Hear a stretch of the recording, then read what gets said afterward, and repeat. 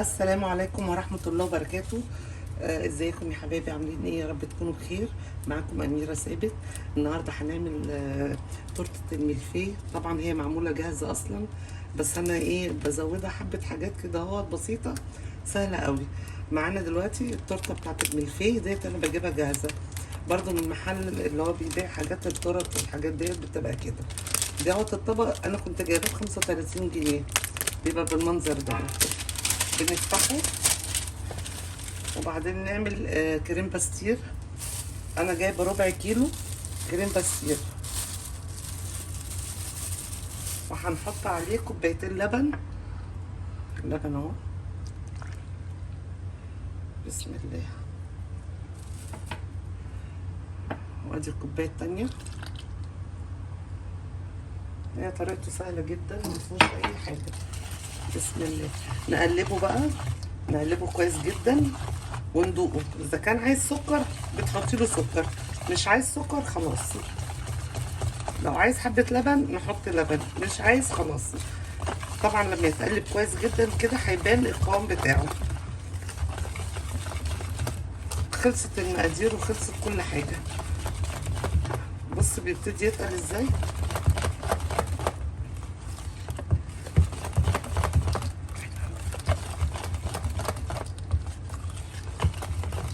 هي طريقته سهله جدا، وطبعا كلنا بنحب الملفيه. وشوفي لما بتجيبيه من بره بيبقى غالي، ودوت حاجه انت عاملاها في بيتك ونظيفه ومش مكلفه حاجه خالص. بص تقلت خالص. نحط لها شويه لبن كمان. مش عايزاها ولا لا، عايزه لها حبه كمان.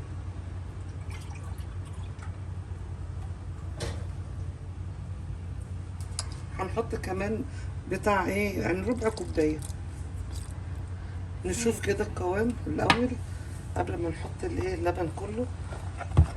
بس هي جامده، عايزه تتحط لها حبه لبن هي كمان. المفروض تبقى جامده عشان تبقى ماسكه نفسها. لا، هي في الحشو. بتحط لها كوبايتين وربع لبن، بس انا قلت اما نشوف لو عايزين لبن نحط. على حسب برضو، انتوا لو انتوا بصي. حابينها تقيله قوي خلوها لا، علشان كوبايتين. تتفرد كمان في الملفيه على طول. بصي تقيله. هي اصلا المقادير كوبايتين وربع، بس انا ما حبيتش احط الايه الربع على طول. لازم نشوف الحاجه الاول بعينينا كده. اهو فعلا عايزه كوبايتين وربع. عينيكي ميزانك. يعني الاول تحطي كوبايتين، لو عايزه لبن في ايدينا، لكن لو طلعت خفيفه مش هنعرف نعالجها. اهي كوبايتين وربع فعلا بالظبط على ربع كيلو كريم باستير. الكريم باستير دوت انا كنت جايباه تقريبا الربع في حدود 20 25 حاجه كده يعني. مش غالي خالص يعني. هي مش هتتكلف اي حاجه الا الكريم باستير وسكر بودره على الوش. اهي بصي تقلت برضو تاني، بس مش هحط خلاص كده كفايه.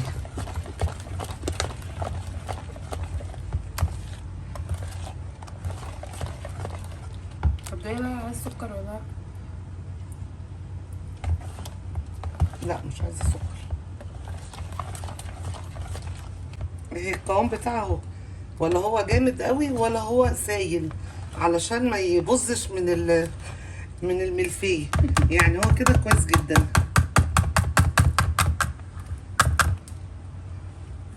بعدين هنجيب الملفيه بقى. ادي قاعده عندي. انت عارفه اللي احنا ايه ما بنرميش الحاجات ديت، بتنفع. ادي الملفيه.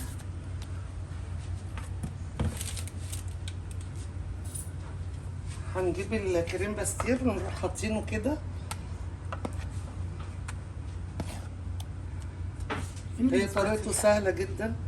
ايه، لا مش عايزه سباتي ولا حاجه. هنفرد الكريم باستير كده على الملفيه.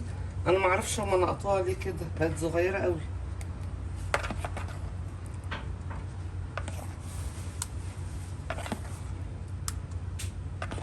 عايزه تحطي كتير، عايزه تنقصي، بس يعني في الحدود المعقول بيبقى حلو. ولا كتير قوي ولا قليل.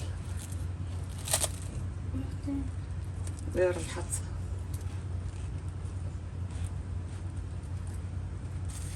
المفروض تتعاملوا بيها دي بالشوكه والسكينه. نحط لها حبه كمان هنا. بس عشان تكفي يا ماما الطبقتين التانيين. لا، ما هتكفي كتير. بسم الله. بس الكريمه دي طعمها حلو قوي. طعمها في منتهى الجمال. بتحس ان هي بودنج كده. وبالذات لما تعمليه بلبن حليب مش اللبن العلب. نوزعه كده. الحته دي ناقصه زي الناس كده في حياتنا. مش تلاقي الكلام. نجيب الطبقه التانية. بسم الله. ده هزار عشان نزق الفيديو.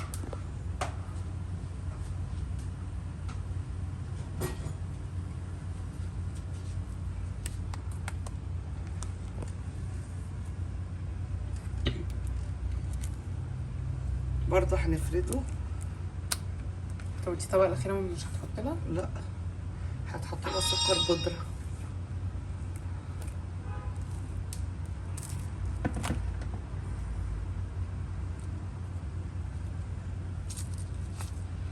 بتبقى طعمها جميل جدا، وبالذات لما بتبات في التلاجة بتكون شربت من بعض كده وبتبقى حلوة قوي ومش مكلفة خالص.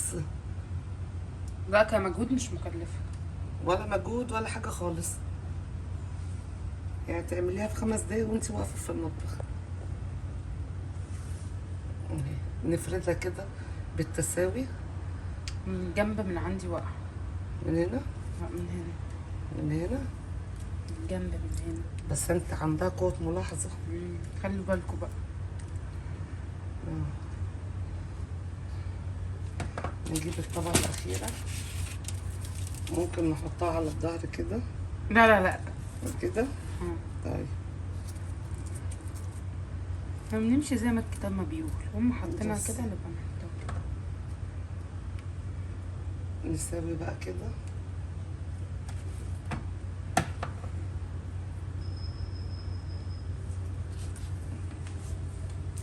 خليكم معايا كده. احنا عملنا الكريم باستري، فردناه وبصوا كده اهوت، فردناه من الجناب.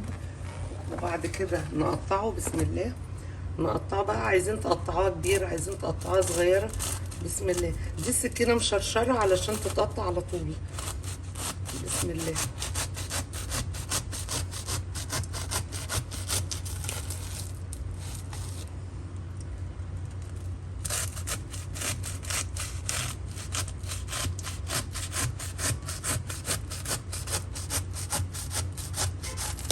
مسطرة مسطرة. بسم الله.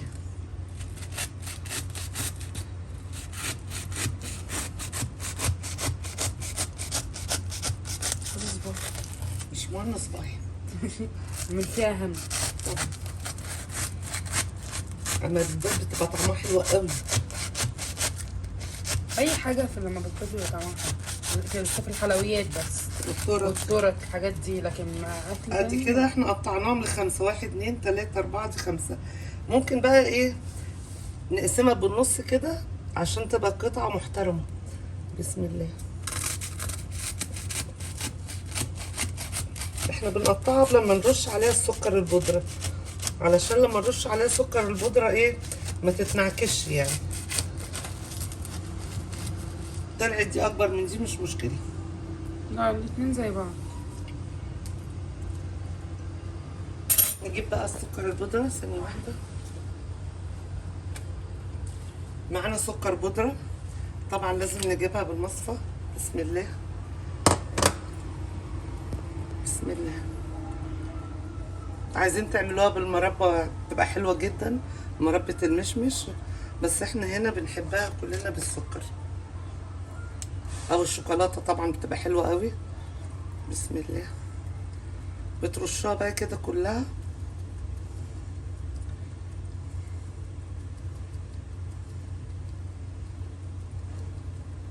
خليكوا بقى معايا لغايه ما ارشها. بصوا حبايبي دلوقتي كده اهوت احنا رشينا السكر البودره. هي سهله جدا ما فيهاش اي حاجه، يعني انا ما افتكستش في اي حاجه، هي معموله لوحدها كده اهوت. حطينا الكريم باستير وبعدين حطينا السكر البودره على الوش، وهي شكل قطعه الملفيه. حلوة قوي. ثانيه واحده نحطها في طبق التقديم. انا عايزه بس اجيب شوكه اوريها لكم ان هي مقرمشه. بصوا هي ديت منظرها كده حلو قوي، وكلها على بعضها اتكلفت في حدود 55 جنيه تقريبا. وبصوا مقرمشه ازاي. هي طالعة من الناحية اللي انت كسرتي بيها. ايوه هي بتحن على بعض بقى، بتبقى جميله قوي. روعه. كده خلاص خلصت الوصفه، جربوها وان شاء الله هتعجبكم، ولو عجبتكم ما تنسونيش في اللايك. شكرا يا حبايبي، ميرسي قوي.